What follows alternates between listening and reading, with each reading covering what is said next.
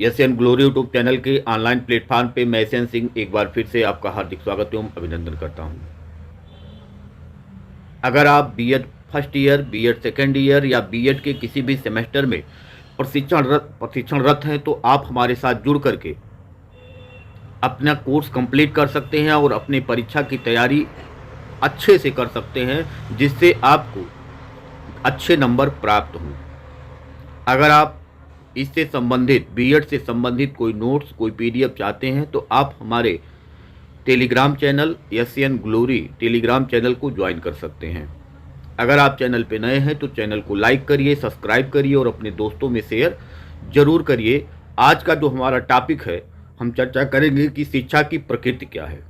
आज का जो टॉपिक है शिक्षा की प्रकृति, यानी शिक्षा का नेचर क्या है, उसके बारे में हम आज चर्चा करेंगे। सबसे पहले जो विभिन्न दार्शनिक हैं, जो विभिन्न मनोवैज्ञानिक हैं, जो विभिन्न समाजशास्त्री हैं, उन्होंने शिक्षा के प्रकृति के संबंध में अपने अपने विचार व्यक्त किए। चाहे वो समाजशास्त्रियों को हम देखें, चाहे मनोवैज्ञानिकों को देखें, चाहे दार्शनिकों को देखें, तो शिक्षा के बारे में अपनी जो विचार हैं उसको उन्होंने व्यक्त किया और उन्हीं विचारों को लेकर के हम शिक्षा की प्रकृति को निर्धारित कर सकते हैं। यानी जब अलग अलग विचार किसी मुद्दे पर आता है, किसी विषय पर आता है, तो उन सभी विचारों को लेकर के हम उसका कंक्लूजन करते हैं और फिर उसका रिजल्ट हम निकालते हैं। तो इस मुद्दे पर भी कि शिक्षा की प्रकृति क्या है, विभिन्न मनोवैज्ञानिकों ने, विभिन्न दार्शनिकों ने और विभिन्न समाजशास्त्रियों ने अपने अपने विचारों को दिया है और उसी के आधार पर हम चर्चा करेंगे कि शिक्षा की प्रकृति क्या होगी। सबसे पहला कि शिक्षा एक सामाजिक प्रक्रिया है। इसके मुख्य 3 अंग होते हैं। शिक्षा एक सामाजिक प्रक्रिया है। शिक्षा जो है वो हम समाज में ही प्राप्त करते हैं और जिस प्रकार के समाज में हम रहते हैं उसी प्रकार की शिक्षा हमको प्राप्त होती है। एक बच्चा अगर भारत में पैदा होता है और उसको पैदा होते ही अमेरिका में पहुंचा दिया जाए तो उसकी जो भाषा होगी वो हिंदी नहीं होगी, वो इंग्लिश होगी। और एक बच्चा जो अमेरिका में पैदा होता है उसको ला करके इंडिया में पहुंचा दिया जाए तो उसकी जो भाषा होगी वो हिंदी होगी, ना कि अंग्रेजी होगी। का ये प्रभाव किसका है? ये वातावरण का प्रभाव है, ये परिवेश का प्रभाव है। यानी कि जहाँ जैसा समाज होगा वहाँ का बच्चा उसी प्रकार के कल्चर को, उसी प्रकार के संस्कृति को वह सीखता है और उसके आसपास जो घटनाएं घटित होती हैं उसका वह अवलोकन करके, उसका वह निरीक्षण करके और उसका वह उसी को देख करके उसके जैसा ही करने का प्रयास करता है और जिससे वह जिस समाज में रहता है उस समाज की जो विभिन्न संस्कृतियां होती हैं, जो विभिन्न सभ्यताएं होती हैं, उनको वह सीख जाता है। तो यह प्रभाव किसका है? समाज का प्रभाव है। तो शिक्षा भी कहाँ हमको प्राप्त होता है? समाज में ही प्राप्त होता है। अगर हम स्कूल की बात करें तो स्कूल को भी जॉन डीवी ने समाज का एक लघु रूप कहा है। तो स्कूल भी एक समाज हो गया और वहाँ पे बच्चा अपने सहपाठियों के साथ रह करके वह जो विभिन्न कार्यक्रमों में सहभागिता करता है, पार्टिसिपेशन करता है, एक दूसरे के साथ रह करके जो कुछ भी सीखता है वह बच्चा अकेले रह करके नहीं सीख सकता। बार बार हम एक ही चीज़ बताते हैं कि कोई भी व्यक्ति कितना भी बड़ा उद्योगपति ना हो जाए, कितना भी पैसा वाला ना हो जाए, लेकिन वह अपने बच्चे के लिए, अकेले अपने बच्चे के लिए एक विद्यालय नहीं खोल सकता है कि इसमें हमारा बच्चा अकेले पढ़ेगा। जब तक उसमें और बहुत सारे बच्चे नहीं आएंगे तब तक वह अपने बच्चे के अंदर जो सामाजिक गुण देखना चाहता है वो सामाजिक गुण उसके अंदर नहीं आएंगे। उसका बौद्धिक विकास तो हो जाएगा, लेकिन अन्य जो विकास उसके होते हैं, चाहे वो सामाजिक विकास हो, चाहे वो नैतिक विकास हो, चाहे वो आध्यात्मिक विकास हो, चाहे वह संवेगात्मक विकास हो, ये सारे विकास वह नहीं कर पाएगा। केवल बौद्धिक विकास हो सकता है, बाकी के विकास उसके नहीं हो पाएंगे। इसीलिए कोई कितना भी बड़ा उद्योगपति क्यों ना हो, वह केवल अपने बच्चे के लिए विद्यालय नहीं खोल सकता है, नहीं खोलता है। तो शिक्षा समाज में ही मिलने वाली चीज़ है, शिक्षा समाज में ही संचालित होती है और समाज से ही हमको शिक्षा प्राप्त होती है।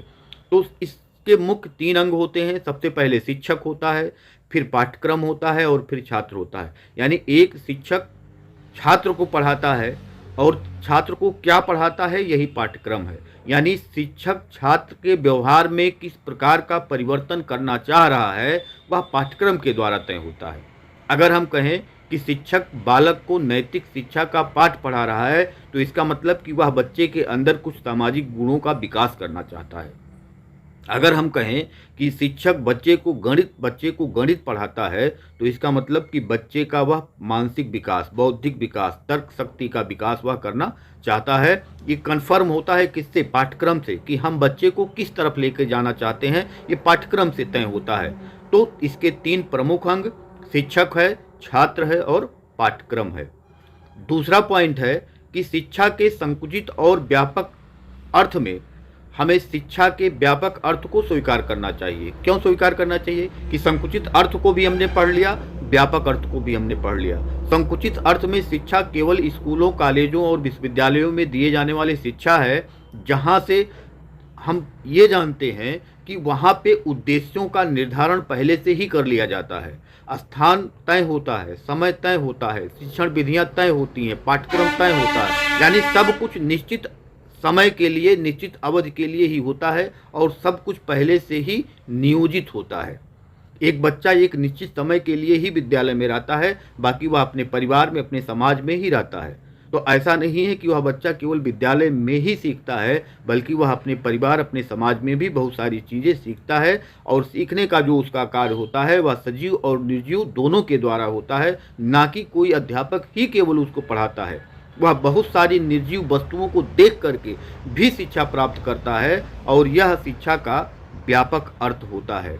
तो केवल हम संकुचित अर्थ को नहीं, बल्कि हम व्यापक अर्थ को यहाँ मानते हैं कि असली शिक्षा जो है, वह जो हम व्यापक अर्थ में पढ़ते हैं, वही शिक्षा असली शिक्षा है।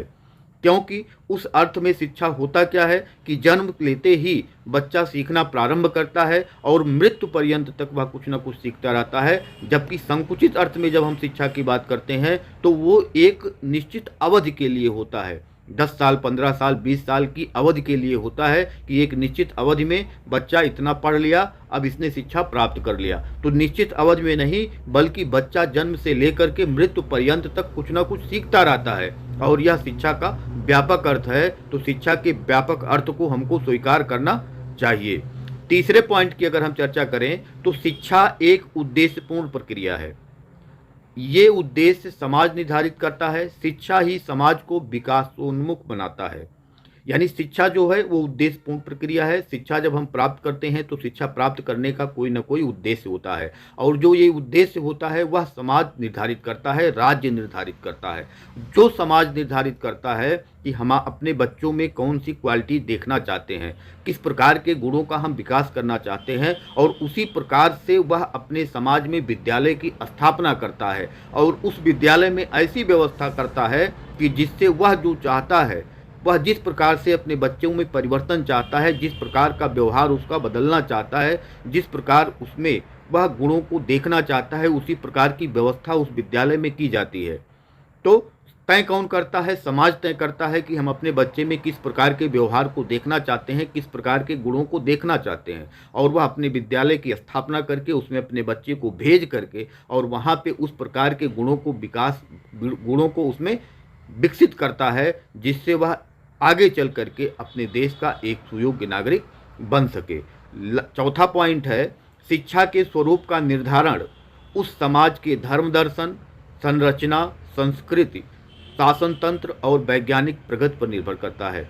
यानी शिक्षा का स्वरूप क्या हो, शिक्षा कैसा होना चाहिए, शिक्षा कैसा होना चाहिए, ये तय कौन करता है? उस समाज का जो धर्म दर्शन है वो तय करता है। उस समाज की संरचना क्या है, गरीबी ज़्यादा है, अमीरी ज़्यादा है, शहरी क्षेत्र है, ग्रामीण क्षेत्र है, यानी उस समाज की संरचना क्या है, इस पे भी निर्भर करता है। साथ ही साथ वहाँ की संस्कृति क्या है, वहाँ की सभ्यता क्या है, वहाँ किस प्रकार के शासन तंत्र की व्यवस्था है, वहाँ पे लोकतंत्र है कि राजतंत्र है कि तानाशाही है, किस प्रकार के शासन तंत्र की व्यवस्था है, वो भी उस पर निर्धारित करता है। जैसे मान लीजिए भारत में लोकतंत्र का शासन है, तो यहाँ पे लोकतंत्र का पाठ पढ़ाया जाएगा। लेकिन अगर दक्षिण कोरिया, आपने नाम सुना होगा, उत्तर कोरिया, दक्षिण कोरिया, वहाँ का जो शासक है तानाशाह है। अगर वहाँ पे जो वहाँ के नागरिक होंगे उनको अगर लोकतंत्र का पाठ पढ़ा दिया जाए तो वहाँ तो क्रांति हो सकती है। उनको समझ में आएगा कि लोकतंत्र वह होता है जहाँ पे हम सभी जितने भी नागरिक हैं वहाँ अपनी बात को रखने में स्वतंत्र हैं। तो वहाँ पे क्रांति हो सकती है। तो वहाँ पे लोकतंत्र नहीं पढ़ाया जाएगा। निर्धारित कौन किया? शासन तंत्र ने निर्धारित किया कि वहाँ पे किस प्रकार की शिक्षा व्यवस्था होगी। तो इस प्रकार से हम जानते हैं कि शिक्षा के स्वरूप का निर्धारण उस समाज की संरचना, उस समाज के धर्म दर्शन, उस समाज की संस्कृति और वहाँ पे जो शासन तंत्र और वैज्ञानिक प्रगति है उस पर निर्भर करता है कि किस प्रकार के शिक्षा की व्यवस्था वहाँ होनी चाहिए। और लास्ट पॉइंट जो है कि शिक्षा विज्ञान और कला दोनों है। तो शिक्षा विज्ञान भी है और शिक्षा कला भी है। तो शिक्षा विज्ञान और कला कैसे है? जब एक टीचर पढ़ाता है तो उसने अच्छा पढ़ाया कि खराब पढ़ाया, ये मापन हो सकता है। एक बच्चा जब पढ़ता है तो उसने कितना पढ़ाई पढ़ा और उसको कितना ज्ञान हुआ, उस पढ़ने से उसको क्या लाभ हुआ, इसका भी हम मापन कर सकते हैं। यानी टीचर टीचिंग कैसा करता है इसका भी मापन हम फ्लैंडर का एक सिद्धांत है उसके माध्यम से कर सकते हैं। साथ ही साथ जब बच्चे का हम मंथली टेस्ट लेते हैं या त्रैमासिक परीक्षा होता है, छमाही परीक्षा होता है, साल का परीक्षा होता है, तो उसमें हम देखते हैं कि बच्चे ने इतने दिन में कितना प्राप्त किया, जो पढ़ा उसमें से क्या उसने गेन किया। तो जो बच्चा पढ़ा उसको भी हम माप सकते हैं, जो टीचर ने पढ़ाया तो कैसा पढ़ाया, कितना प्रभावशाली टीचिंग किया, इसको भी हम माप सकते हैं। तो इसका मतलब जब मापन कर सकते हैं हम उसका, तो ये वैज्ञानिक हो गया। दूसरा पहलू इसका है कि कला है। कला का मतलब जब एक टीचर एक क्लासरूम में पढ़ाता है तो वह अभिनय करता है। अभिनय का मतलब कि एक तरीके से जो आप फिल्मों में देखते हैं उसमें अभिनय ही होता है, वास्तव में वह किरदार नहीं होता है। वास्तव में अगर कोई अमीर बना तो वह अमीर नहीं है, लेकिन वह अमीर बनने का किरदार एक करता है और वह बहुत अच्छी तरीके से उस रोल को प्ले करता है। उसी प्रकार से एक टीचर जब एक क्लासरूम में पढ़ाता है तो वहाँ पे उसको पता होता है कि हम किस रोल में हैं। जैसा पाठ होता है उसी प्रकार का रोल उसको प्ले करना होता है। तो वहाँ टीचर भी एक क्या हो जाता है, अभिनेता हो जाता है, जो वहाँ पे अभिनय करने का काम करता है।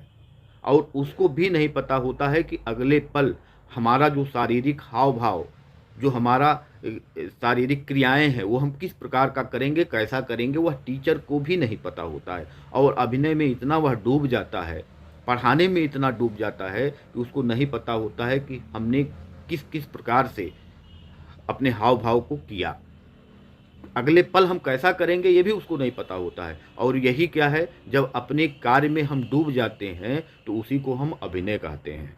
तो अभिनय करना क्या है, एक कला है। इस प्रकार से हम शिक्षा को एक कला भी मानते हैं और एक विज्ञान भी मानते हैं। तो हमने शिक्षा की प्रकृति के बारे में कुछ 5 पॉइंट पे चर्चा किया।